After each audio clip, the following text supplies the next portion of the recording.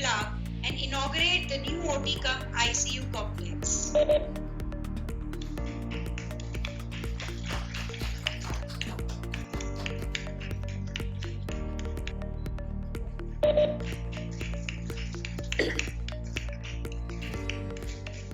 आज जो कुछ भी हम ये देख रहे हैं, इसके पीछे एक अटल बिहारी वाजपेयी जी जैसे लीडर का विजन था।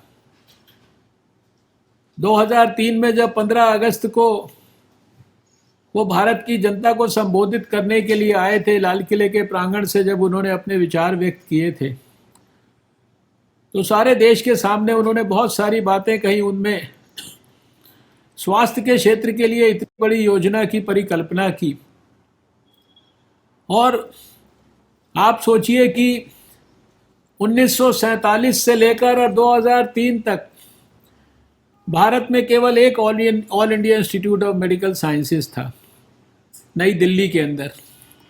कभी किसी ने सोचा नहीं कि सारे देश को भी एम्स की और ज़रूरत हो सकती है। लेकिन अटल जी ने कहा कि देश के अंदर मैं शुरुआती दौर के अंदर कम से कम इस एक एम्स के साथ साथ 5 और नए एम्स बनाना चाहता हूं। और उन्होंने ये भी कहा कि अगर नए एम्स हम सब जगह नहीं बना सकते तो कम से कम जो मेडिकल कॉलेज हमने बनाए हुए हैं उनको एम्स लाइक इंस्टीट्यूशंस में हम परिवर्तित करने के लिए योजना बनाएंगे। उसके बाद जब 2014 में इस देश को एक असाधारण प्रतिभा वाला एक नया ऊर्जावान व्यक्तित्व नरेंद्र मोदी जी के रूप में मिला, तो आज हम इतने गर्व के साथ कह पाते हैं कि अटल जी के द्वारा प्रारंभ किए गए विजन को, उसको उनके द्वारा किए गए शुरुआती कामों को और तेजी से आगे बढ़ाने का काम अटल जी ने एक एम्स के बदले देश को 6 एम्स आगे बढ़ाने की प्रक्रिया जहां शुरू की, एक एम्स को आगे ले जाने का काम शुरू किया। हमारे प्रधानमंत्री नरेंद्र मोदी जी ने 2014 में कहा कि मैं हर प्रांत के अंदर एक एम्स दूंगा। और अभी 6 वर्ष के कार्यकाल में आज हम इस स्थिति में आकर खड़े हो गए हैं कि देश में 22 all India institute of medical sciences, इनका निर्माण अलग अलग फेजेस में है। कई सारे देश को डेडिकेट हो चुके हैं, कई सारे वेरियस फेजेस ऑफ डेवलपमेंट में हैं।